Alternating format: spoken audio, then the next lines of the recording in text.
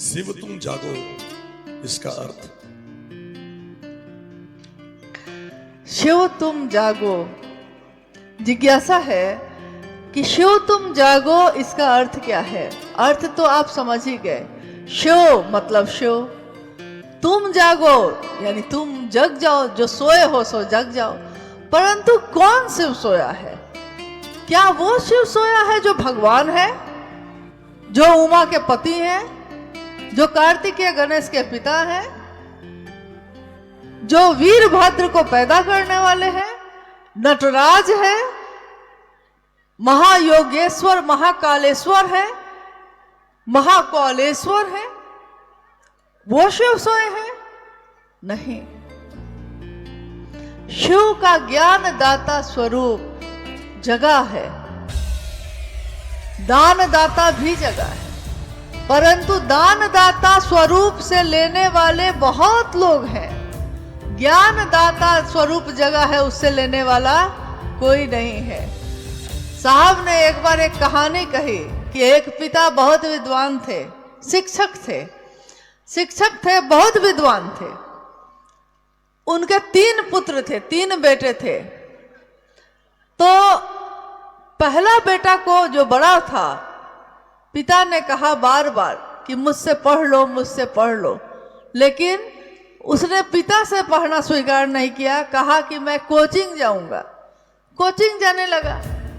दूसरा बेटा भी स्कूल कोचिंग करने लगा, लेकिन अपने पिता से नहीं पढ़ेंगे। उसको विश्वास नहीं था कि मेरे पिता कैसे पढ़ाएंगे। जब कोई ज्यादा नजदीक होता है तो वो कद्र करना छोड़ देता है। तो उसको लगा कि मेरे पिता कैसे पढ़ाएंगे, तो उसने भी नहीं पढ़ा। तीसरे बेटे ने, जो सबसे छोटा था, उसने कहा पिताजी मुझे पढ़ाइए। और उसके पिता ने उसको पढ़ाना शुरू किया। पिता विद्वान थे, शिक्षक तो थे ही, बहुत अच्छे शिक्षक थे। उन्होंने अपने छोटे पुत्र को पढ़ाते पढ़ाते एक दिन कलेक्टर बना दिया। तो जब कलेक्टर बनकर वो अपने पिता से मिलने गांव आया, तो पिता, बड़ा भाई, बीच का भाई, तीनों खेत में काम कर रहे थे। पुत्र, जब तीसरा पुत्र आया गांव में, तो पीले रंग की बत्ती लगी हुई थी, चारों तरफ से अंगरक्षक बॉडीगार्ड से घिरा हुआ था, और अपने पिता को खोजते हुए खेतों पे पहुंचा। फिर पिता को लेकर, भाई लोग को लेकर अपने घर आया। पिता काफी प्रसन्न हुए, बहुत खुश हुए। अब बड़ा पुत्र और जो बीच का पुत्र था, वो पिता से लड़ाई करने लगा। उसने कहा पिताजी आपने बेईमानी की, आपने मुझको नहीं पढ़ाया, मझले को नहीं पढ़ाया, छोटे वाले को पढ़ा के विद्वान बना दिया, कलेक्टर बन गया वो। और हम लोग क्या कर रहे हैं? खेत में किसानी कर रहे हैं, हमको क्यों नहीं पढ़ाया? पिता ने कहा आओ, अगर बांटना चाहते हो तो आओ, बांट देता हूँ, घर बांट देता हूँ, खेत बांट देता हूँ, चावल का धोया हुआ पानी भी बांट देता हूँ, परंतु ज्ञान बांटा नहीं जा सकता। सामान बांटा जा सकता है, ज्ञान बांटा नहीं जाता। जब तक तुम लेना नहीं चाहोगे, मैं तुमको दे नहीं सकता। गुरुमुख होना यानी गुरु के तरफ मन का उन्मुख होना। जब तक मन उन्मुख नहीं होगा, तब तक कितनी भी अच्छी बात होती हो, कोई बोलता हो, आपके मन में वो प्रवेश ना करेगा। कोई बोल रहा है, आप सुन नहीं रहे, आप आपस में बात कर रहे हैं। तो बात जब करिएगा, तो आपस की बातचीत में आप उस व्यक्ति की बात को सुन ही नहीं रहे हैं जो आपसे कुछ कह रहा है। जब आपका मन ही नहीं टिकेगा, तो कितना भी अच्छा शिक्षक हो, स्वयं जगत गुरु शिव भी आ जाए और हमारा मन उनके तरफ उन्मुख ना हो, तो वो भी हमारे अंदर ज्ञान नहीं दे सकते। इसलिए शिव के शिष्यों को अपने गुरु शिव के तरफ उन्मुख होना होता है। मन में जो शिव सोए हैं, ये ज्ञान दाता जो रूप है शिव का, वो सोया हुआ है। मां नीलमानंद जी ने ये कहा, शिव तुम जागो। मेरे मन में जो शिव सोया है वो जागो, आपके मन में जो सोया है वो जागो। शिव खुद में जगे हुए हैं, ज्ञान भी देने के लिए जगे हुए हैं। हम लेना चाहेंगे तभी ले सकते हैं। पात्र होना चाहिए, ज्ञान लेने वाला कोई होना चाहिए। गुरु नाम के हीरे मोती मैं बिखराऊं गली गली, ले ले कोई लेने वाला आवाज लगाऊं गली गली। गुरु नाम का हीरा मोती है, बिखराया जा रहा है गली गली, लेकिन कोई लेना चाहेगा तभी ले सकेगा, नहीं लेना चाहेगा तो आप जबरदस्ती नहीं दे सकते। इसलिए मां नीलमानंद जी की ये पंक्ति, शिव तुम जागो, मेरे आपके अंदर के शिव को जगाने की आवाज है, आवाहन है, संदेश है। जिज्ञासा है, शिव को गुरु मानकर शिष्यता एक निष्ठ कैसे होगी? जिज्ञासा है कि शिव को गुरु बनाकर एक निष्ठता कैसे होगी। जब हम शिव को गुरु बनाते हैं तो शिव हम में अपना आवेश धीरे धीरे पैदा करने लगते हैं, और एक निष्ठता यानी एक के तरफ निष्ठा, निष्ठा यानी मेरी भक्ति, मेरी आस्था, मेरा समर्पण किसी एक के प्रति होगा। जो व्यभिचारी भक्ति होती है, आप आए भैया हम आपके भी हैं, आप आ गए तो भैया हम आपके भी हैं, हम क्या करें, मेरे लिए तो सब बराबर है, ऐसी बोली बोलने वाले कभी भी एकनिष्ठ नहीं हो पाते। जिनके लिए सब बराबर हैं उनके लिए महादेव कभी भी सिर्फ महादेव मेरे होंगे ये नहीं हो सकेगा, क्योंकि आप तो सबके हैं।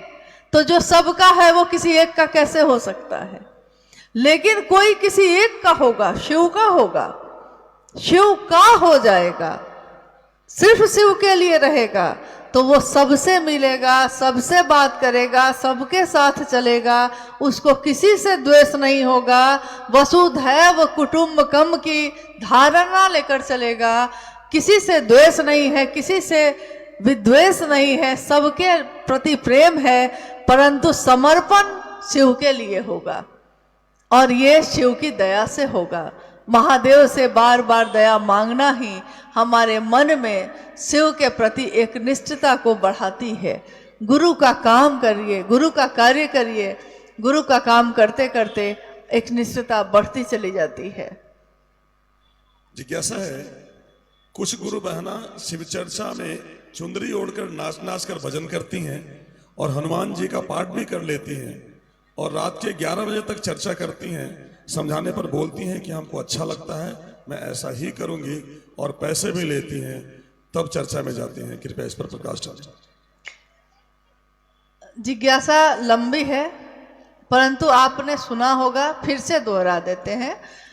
गुरु भाई ने जिज्ञासा किसी ने भेजी है, जिनको पढ़ा है इन्होंने, कि शिव चर्चा में कहीं कहीं चुनरी ओढ़कर नृत्य भी करते हैं लोग, गाते बजाते भी हैं, और हनुमान जी का भी गीत गाने लगते हैं। मना करने पे कहते हैं मुझको अच्छा लगता है। रात में भी रात भर की चर्चा करने लगते हैं, 1 बजे तक भी कभी कभी चर्चा चल जाती है रात के, और मना करते हैं, कोई समझाते हैं, कोई तो कहती हैं कि मुझको अच्छा लगता है। बोली ही बता रही है कि ना तो उनको महादेव से वास्ता है कोई, ना तो साहब दीदी से कुछ लेना देना है। क्योंकि अगर साहब दीदी से लेना देना होता, महादेव से वास्ता होता, तो ये बोली वो बोलती ही नहीं कि मुझको अच्छा लगता है। वो ये सोचेगा, कोई शिव का शिष्य ये सोचेगा शिव को क्या अच्छा लगता है। कोई शिव का शिष्य सोचेगा कि मेरे वरेण्य गुरु भ्राता साहब और दीदी को क्या अच्छा लगता है। साहब ने कहा कि रक्षाबंधन का समय है, बहन के लिए साड़ी खरीदने गए हैं आपको लाल पसंद है, बहन को हरा पसंद है, आप साड़ी कौन सी खरीदिएगा? अपनी पसंद का कि बहन की पसंद का? देना है बहन को। तो सबने उस दिन कहा था, उत्तर दिया था कि बहन की पसंद को, यानी बहन को अगर हरा पसंद है तो हम हरा खरीदेंगे, जो तुमको हो पसंद वही बात कहेंगे। तुम दिन को अगर रात कहो तो रात कहेंगे, जो तुमको हो पसंद वही बात कहेंगे। और साहब को पसंद है ये कि शिव की चर्चा दिवा काल में हो, शिव की चर्चा शिव की गरिमा के अनुसार हो, मर्यादा के अनुसार हो। मैं अपना कोई काम अपने पिता अपने माँ के मर्यादा के अनुकूल करती हूँ कि कहीं उन पे कलंक न लग जाए। कोई शिव का शिष्य होगा तो वो जब भी जीवन में अपने जगत में उसका सामान्य भावाचरण भी ऐसा होगा जो जगत के लिए अनुकरणीय होगा, और साहब के दिशा निर्देश के बाहर जाकर वो कोई काम नहीं करेगा। साहब का स्पष्ट निर्देश है कि कोई कार्यक्रम दिवा काल में यानी दिन के समय में संध्या काल से पहले खत्म कर दीजिए। और नाचने गाने के लिए बहुत जगह है, अभी शादी का समय है, सबके घर में बेटा की शादी बेटी की शादी हो रही है, नाचिए, कौन मना करता है। बेटा की शादी में माँ नहीं नाचेगी, कौन नाचेगा? घर के सारे लोग नाचते हैं, कोई खराब बात नहीं है। अपने घर में जन्मदिन है, आप नाच रहे हैं, नाचिए, कौन मना कर रहा है। परंतु याद रखिएगा कि हम स्थान के अनुसार व्यवहार करते हैं। हम अपने घर में जोर जोर से फोन पे बात करते हैं, लेकिन बेटा के स्कूल चले जाते हैं तो बेटा का स्कूल है ये, जैसे ही ध्यान में आता है मोबाइल साइलेंट करके पॉकेट में रख देते हैं। हम ऐसे जोर जोर से हल्ला गुल्ला सब करते हैं, परंतु अगर हॉस्पिटल में चले जाते हैं तो हम समझ जाते हैं कि हॉस्पिटल आए हैं, मरीज है यहाँ, अगर हम जोर से हल्ला करेंगे तो उसको दिक्कत होगी, तो हम वहाँ शांत हो जाते हैं, कुछ नहीं बोलते, कोई हल्ला नहीं, शांत हो जाते हैं। जगह जगह लिखा होता है शांति बनाए रखें, मोबाइल फोन स्विच ऑफ कर दें। तो हॉस्पिटल में है तो हम उसके अनुसार, यानी जहां हम जाते हैं हम उस स्थान के अनुसार अपना व्यवहार करते हैं। तो जब हम शिव चर्चा स्थल पे जाते हैं या शिव चर्चा स्थल मेरे यहाँ होता है, तो शिव चर्चा स्थल नाम से ही परिलक्षित है कि यहाँ पे क्या होगा, सिर्फ शिव की चर्चा होगी और कुछ नहीं होगा। क्या होगा यहाँ शिव चर्चा स्थल पे, क्या होगा? शिव की बात ना, शिव की चर्चा ना, और क्या होगा? तो शिव की चर्चा शिव के चर्चा स्थल पे होगा, वो भी किसी हालत में संध्या काल से पहले खत्म हो जाना चाहिए, रात होने से पहले। इसलिए कि लोग बहुत संख्या में आते और जाते हैं, तो सुरक्षित अपने घर पहुंच जाएं, इस कामना के साथ कि लोग आ भी जाएं, क्योंकि शिव चर्चा एक दिन की बात नहीं है, ये हमारे जीवन भर की बात है। कोई शिव को गुरु बनाता है तो वो जीवन भर के लिए हो जाता है, फिर वो बदलता नहीं है। इसलिए हमको शिव चर्चा वैसे ही करना चाहिए जैसा साहब श्री ने कहा है, जैसा उन्होंने किया है। आप में से कितने लोग ऐसे हैं जिन्होंने कभी भी साहब श्री के सशरीर शिव चर्चा के महोत्सव में भाग लिया है? कितने लोग ऐसे हैं जिन्होंने भाग लिया है? हम सब ने भाग लिया है। क्या आपने कभी देखा है कि उस मंच से कभी नाच गाना हुआ हो? कभी देखा है? कभी ओझा गुनी होते देखा है? कभी झाड़ फूक करते देखा है साहब को? कभी नहीं। उन्होंने हम सबको इन सभी बंधनों से मुक्त किया। जिस बंधन में हम बंधे थे, जिन संकीर्णताओं में हम जकड़े हुए थे, उन सब से बाहर निकाला। और तभी उन्होंने कहा कि शिव की शिष्यता जाति धर्म वर्ण संप्रदाय सबसे परे की बात है। इसलिए शिव शिष्यता ने सबको एक कर दिया। शिव की शिष्यता मतलब शिव का शिष्य ही आपकी पहचान है। अब आप क्या हैं क्या नहीं, आप डॉक्टर हैं कि इंजीनियर हैं कि किसान हैं, ये आपके मुंह से नहीं निकलता है। जब कोई पूछता है कि आप कौन है भैया, मैं शिव का शिष्य हूँ। जैसे साहब ने कहा था मैं शिव का शिष्य हूँ, शिव शिष्य बनाता हूँ, वैसे ही हमारे आपके मुंह से भी अब निकलता है कि मैं शिव का शिष्य हूँ। यही हमारी सबसे सुंदर पहचान है। और शिव गुरु के रूप में सर्वोत्तम पक्ष उजागर करते हैं शिष्य का, अपने शिष्य का। तो सबसे सुंदर रूप, सबसे सुंदर पक्ष शिव के शिष्य का क्या है? शिव हो जाना। इसलिए शिव का शिष्य होना ही हमारी सबसे बड़ी पहचान है। हम सबको अपने गुरु का नाम ऊंचा हो ऐसा काम करना चाहिए, मेरे गुरु का नाम बदनाम हो ऐसा काम नहीं करना चाहिए। दो जिज्ञासाएं और है दीदी। एक सूचना है कि चैनपुर जो बलुआ के समीप है, वहां का मिथिलेश दास और एक मिट्ठू कुमार दास, ये दोनों 10 वर्ष के बच्चे हैं, कहीं गुम हो गए हैं। अगर किन्हीं को वो मिलते हैं तो कृपया मंच के समीप हमारे कार्यकर्ताओं से मुलाकात करवाएं उस बच्चे की। और जिज्ञासा दीदी, जो बच्चे हैं उनके माता पिता हैं जी उपस्थित हैं, आयोजन स्थल पे ही है। हमारे पास सूचना आई है। बच्चा नहीं मिल रहा? नहीं, बच्चा नहीं मिल रहा दीदी। अच्छा, क्या नाम है उनका? नाम है, एक बच्चे का नाम मिथिलेश दास, दूसरा मिट्ठू कुमार दास। अच्छा, जिज्ञासा, शिव की ओर से चलने में और शिव की ओर चलने में क्या अंतर है? जिज्ञासा बहुत महत्वपूर्ण है।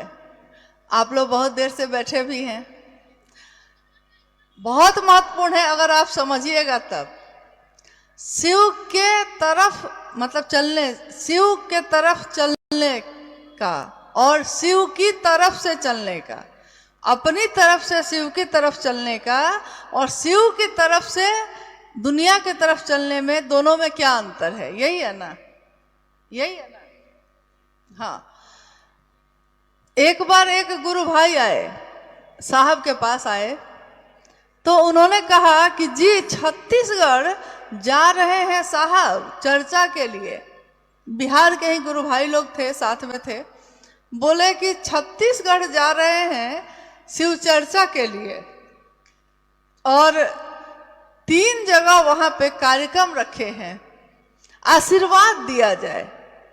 साहब बोले कि ठीक है, जाइए करिए।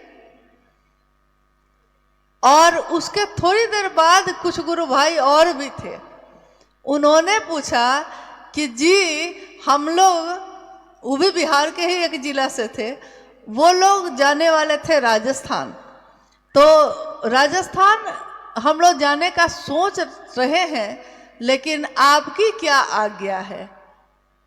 साहब से पूछ रहे हैं वो, आपकी क्या आज्ञा है कि हम जाएं न जाएं, जाएं तो क्या करें, कैसे करें? तो हम लोग जोर से हंसने लगे। गुरु भाई लोग भी थोड़ा बका गए। साहब ने कहा कि पहले ने मुझको सूचना दी, मतलब मुझसे पूछा नहीं कि मैं करूं कि ना करूं, उसने सूचना दी, बताया कि मैं जा रहा हूं छत्तीसगढ़, 3 जगह चर्चा करूंगा, सब उसने पहले से तय कर लिया था। उसने मुझसे पूछा नहीं है, उसने मुझको सूचना दी है, लेकिन तुमने पूछा है, इसलिए दोनों में भारी अंतर है। तुमने पूछा है तो अब मैं बताता हूं कि क्या करो, कैसे करो, कहां जाओ, कहां ना जाओ। देखिए दोनों में अंतर है कि नहीं? दोनों टीम ने साहब से चर्चा के लिए ही पूछा, लेकिन एक ने बताया, सब कुछ पहले से तय कर लिया, और दूसरे ने पूछा। तो साहब ने फिर उसको इतने प्रेम से बताया कि भाई कैसे जाओ, क्या करो, हाथ जोड़ के प्रणाम करना, हाथ जोड़ के प्रणाम करोगे तो सब कोई रुकेगा, महादेव की बात करना, साप्ताहिक की चर्चा सुन। देखिए साहब का पूरा आशीर्वाद उसको मिल रहा है, एक एक कदम वो कैसे चलेगा साहब उसको बता रहे हैं। परंतु पहले ने तो सारे कदम पहले ही तय कर लिए थे। वैसे ही शिव अपने तरफ से शिव की तरफ चलना और शिव की तरफ से दुनिया की तरफ चलने में यही अंतर है। जब हम अपनी तरफ से चलते हैं तो हम अपनी सोच, अपनी पसंद, अपनी नापसंद इसको लागू करते हैं, लेकिन जब हम शिव की तरफ से चलते हैं तो शिव क्या चाहते हैं हम इसको लागू करते हैं। महादेव को ये अच्छा लगेगा कि नहीं ये सोचते हैं। मेरे साहब और दीदी इससे प्रसन्न होंगे कि नहीं, ये सोचते हैं। तो दोनों में भारी अंतर है और पूछ कर चलना ज़्यादा अच्छा है, साथ लेकर चलना ज़्यादा अच्छा है। साहब और दीदी को वो हर जगह हमारा मार्गदर्शन करते हैं। एक बार रांची की ही घटना है, उस समय साहब देवघर रहते थे, तो देवघर से कभी कभी वो रांची में आते थे और वहाँ के स्थानीय लोगों से मिलते थे। तो जब साहब देवघर से आए रांची, लोगों से मिल रहे थे, तो उसमें से एक गुरुबहन बूढ़ी थी, बहुत बुजुर्ग थी, खड़ी हुई। उन्होंने कहा कि साहब, मेरा पोता हमको बहुत कष्ट देता है, मेरा पोता बहुत कष्ट देता है, मेरी बात नहीं सुनता, माँ बाप की भी बात नहीं सुनता। साहब ने कहा कि अच्छा ठीक है, बैठो बैठो। एक माँ बाप आए थे, वो भी खड़े हुए, तुमको भी कुछ कहना है? तो उन्होंने कहा कि जी, सो मेरा बेटा पुतोह नहीं मानता है। साहब बोले भारी फेरा है भाई। फिर वो थोड़ा बिगड़ गए, थोड़ा बिगड़ कर उन्होंने कहा कि ये बताओ, जब शादी किए थे तो हमसे पूछे थे? जब तुम शादी किया तो हमसे पूछा? नहीं पूछा। जब तुम्हारा संतान हुआ तो हमसे पूछा था? नहीं। फिर संतान की भी शादी किया तो हमसे पूछा? नहीं पूछा। तो जब हमसे तुम पूछा ही नहीं, तो आज हमको बताने क्यों आ रहे हो? सब कोई थोड़ा चुप हो गए। साहब बिगड़ गए तो सब कोई चुप हो गए, शांत हो गए। तो एक नवयुवक गुरु भाई, मतलब नई उम्र का एक लड़का गुरु भाई, उसमें से खड़ा हुआ। अब साहब गुस्से में उसके तरफ देखे, क्योंकि उनको गुस्सा आ गया था कि सारे लोग यही बोल रहे हैं, कोई कहता है पोता नहीं मानता है, कोई कहता है बेटा पुतोह नहीं मानता है। तो साहब ने बड़े क्रोध में उसके तरफ देखा और कहा कि अब तुम्हारा तो उम्र ऐसा नहीं है कि तुम्हारा बेटा पुतोह भी होगा जो तुम्हारी बात नहीं मानता है, तुम क्यों खड़ा हुआ? तो वो बोला कि जी साहब, हम पूछने के लिए खड़े हुए हैं कि हम ब्याह करें कि नहीं करें, हम क्या करें। देखिए, पूछना, पूछ कर करना, भारी अंतर है। इसलिए जो महादेव को पसंद हो वो करने की कोशिश करिए। साहब ने हमेशा कहा है कि शिव का शिष्य होकर ऐसा काम करिए कि महादेव का नाम ऊंचा हो। शिव का शिष्य होकर ऐसा काम मत करिए कि महादेव का नाम नीचे हो। अगर आपके कृत्य से, अगर आपके काम से महादेव का नाम बदनाम होता है, तो वैसे लोगों को शिव शिष्यता छोड़ देनी चाहिए। शिव शिष्य बन के शिव का नाम बदनाम करने वाले शिव शिष्य हो ही नहीं सकते। वो गेरुआ कपड़ा पहनकर साधु बन सकते हैं, साधु होना बहुत कठिन है। नाम के घोषणा को कराकर शिव के शिष्य हो सकते हैं, परंतु शिव के शिष्य का आचरण उतारना बहुत कठिन है। शिव का शिष्य का आचरण हमारा आपका हो, इसकी कोशिश हमको आपको करनी चाहिए। चलिए, आज का ये शिव गुरु महोत्सव जो अथक परिश्रम से और बहुत सारे गुरु भाई गुरु बहनों के बहुत सहयोग से संपन्न हो रहा है, अभी हुआ, अभी समापन की ओर है।